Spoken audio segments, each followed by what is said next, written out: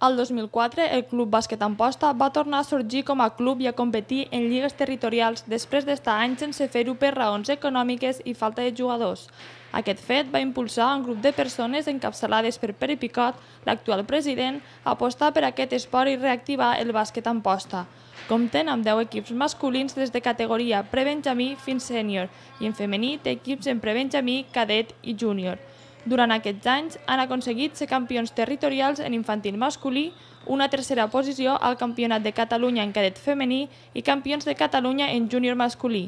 Afronten nous reptes amb la mateixa il·lusió per seguir sumant èxits i també d'inculcar el bàsquet als més petits. La nostra missió és sobretot fer bàsquet d'escola, que la gent vingui i faci esport.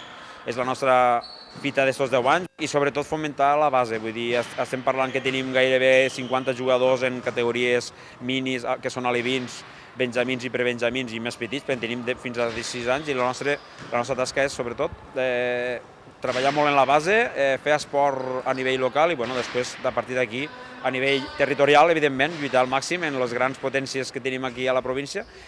En l'àmbit individual, exjugadores del Club Bàsquet Amposta com Paula Curto i Andrea Pujol estan competint en equips d'alt nivell com el Barça i el Sarrià, i Ferran Margalef es troba als Estats Units jugant a la Lliga Universitària de la NBA i té opcions de seguir una temporada més gràcies al seu alt rendiment.